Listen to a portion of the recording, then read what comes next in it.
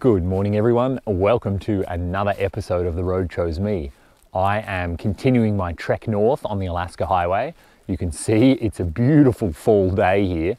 By beautiful, I mean cold and maybe going to rain.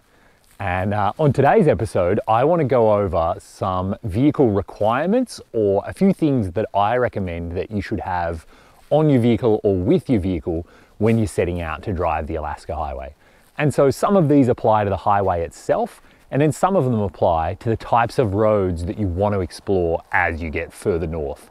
So let's dive right in and go over a few vehicle essentials for the Alaska Highway. Let's start down here and take a closer look at the tires I'm running. So as I said yesterday, the highway itself is paved the entire way, and you certainly could drive the whole thing in a Toyota Camry, no problem. When I say that though, there's an assumption there that you have good quality tires. And I've said this before, quality tires are more important than the size of your tire. So don't worry about running 35s or 37-inch tires. That's not really important. What you do want to think about though is running quality tires, because a flat tire, certainly two flat tires, are going to leave you stranded, and that's not a good thing. So here I'm running Yokohama's Geolander XATs. These are all-terrain tires, and these are absolutely fantastic for what I'm doing.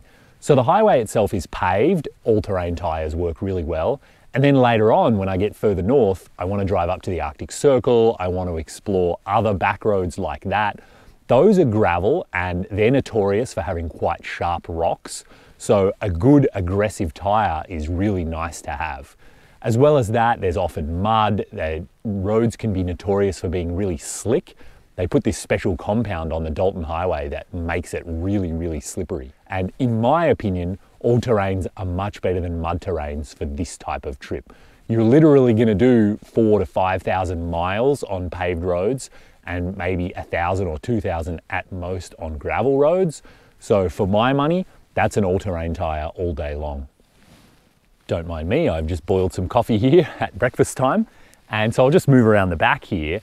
A lot of people talk about carrying 2 spare tires, especially for the Dalton that goes up to the Arctic Circle, or the Dempster, which is a similar road in Canada. Those are famous for having sharp rocks that can puncture your tires. And I think the idea of carrying 2 spares, that comes from if you're running street tires that are maybe cheap or really low quality, maybe then punctures are more common. But all of my friends who've driven that road hundreds of times, if you're running quality brand name tires, I've never heard of anyone getting a single flat. So for me, my preferences, I don't bother with 2 spares. I do have a plug kit so I can repair my own tires, and I do have an air compressor, but I think having quality tires is more important than just having more tires. So I don't recommend carrying 2 spares. I think that's a bit of a holdover again from the olden days in maybe the 80s and the 90s when tire quality was much lower than it is today. So with a good spare tire, I think 1 is ample, and if you can have the ability to repair your own tires, that's really nice as well to make sure that you won't be stranded. Around the front of the vehicle now, and the first thing you're going to notice here is the bug carnage. So I'm not even halfway along the Alaska Highway yet, and you can see this is how severe the bugs are. Your vehicle is going to take a pounding. If you really love your paint and you have a brand new vehicle, you might want to think about some sort of 3M coating or something to try and protect the paint. But you know, for my Jeep that's been around Africa, a few bugs aren't going to hurt it. But what I wanted to talk about up front here is lighting for your vehicle. So I know tons of people want additional spotlights, they want to run LED light bars, all of those kinds of things.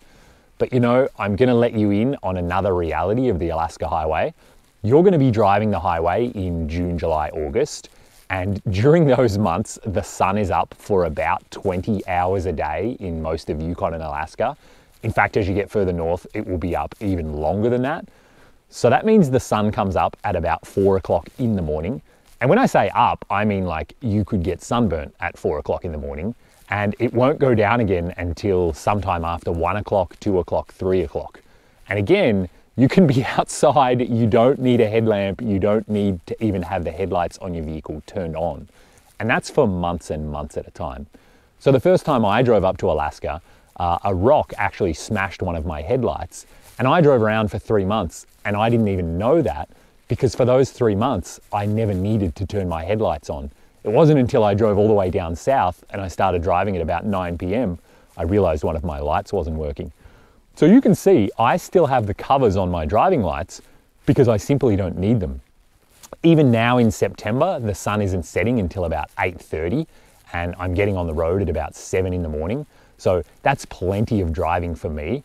But if you're up here in summer, the chances that you're gonna need additional lighting on the front of your vehicle, it's just really slim, because you're not going to be driving between 1 a.m. and 4 a.m. So if you already have them, obviously you can just leave them on, but don't think you need to go out and buy a whole whack of additional lighting. If you're coming up in the summertime, there's gonna be plenty of sunshine. Around here on my spare tire carrier, I've got my AEV fuel caddy. So this is an additional 10 gallons, about 38 litres of gasoline. And so this extends my range out quite a bit. I can drive nearly 600 miles with that and the stock Jeep tank.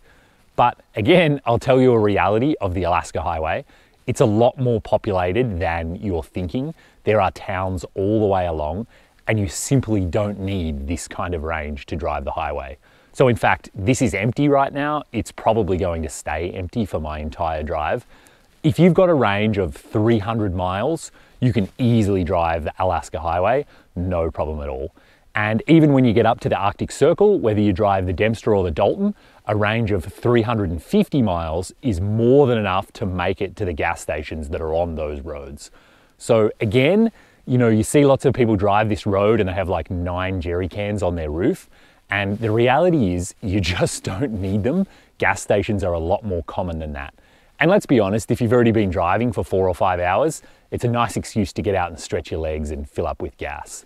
So my advice, make sure you have a range of, let's say, 350 miles. Do whatever it takes to make that, and then you're absolutely fine. You can roam the north to your heart's content. Especially in the summertime, the gas stations are open really long hours, so it's extremely unlikely you'll come across a station that's closed. In the winter, the story is a little bit different. Some of the stations on the highway do close really early, or they even close for the year. But in the summertime, don't worry about it all. 350 miles is plenty of range, and you don't need to buy additional gas tanks to drive up and explore Alaska for a summer. As I mentioned in the basics video, I think it's important, even if you're not camping, to carry at least some food and drinking water, just in case you do get stranded for 24 hours. It's really unlikely that would happen, but it's better to be prepared than not. So definitely have a nice big drinking water container and have a bunch of snacks and maybe even something bigger you can sink your teeth into. Obviously I camp and I cook all of my own food, so I actually have enough food in here for about a week right now, just because I want to save money and cook all of my own food. As well as the food and drinking water you should have, make sure you've got some warm clothes as well. So even now, you know, it's September, it can get down to freezing overnight, no problem. And there's every chance that it could snow today. Even in the middle of summer, Alaska's pretty famous. It will occasionally have a freak snowstorm. So make sure you've got good warm clothes, especially if you're going to need to spend the night in your vehicle. The big recommendation that I can give you is to make sure you're wearing merino wool as your base layer. So that's the layer that goes against your skin. If you've got cotton against your skin, it's just going to make you colder, whereas merino wool will actually help make you warmer. If you don't own one right now, go and buy one before you drive up to Alaska. You know, there's a ton of different brands that advertise themselves as, you know, base layer or merino. That's really what you want. It's going to make a huge difference to how warm you feel. And even in the summer up here, in a day when it's not so warm, it's just nice to wear one because it's nice to be warm instead of struggling and being cold all the time. So that's my advice and my recommendations for what your vehicle should have before you set out to drive up to Alaska on your big summer adventure. As you can see, it's really not that much. You don't need to go out and spend a whole ton of money on modifications. It's a lot of common sense, think it through, and you're going to have an amazing adventure exploring the north. I can't wait to get further up. I'm really excited to see my old hangouts and explore and hang out with all of my old friends again. So until next time, definitely let me know down in the comments, what do you wonder about the Alaska Highway? What questions do you have? What would you like to know more about? This whole series is about helping you guys get up here and have the adventure of a lifetime. So I really want to cover topics that are actually going to help you. So please leave a comment down below. If this is helpful, hit the thumbs up, subscribe to the channel, but absolutely ask me questions that are going to help and educate you guys so you can get up here and have adventures as well. And until next time, maybe I'll bump into you on the road.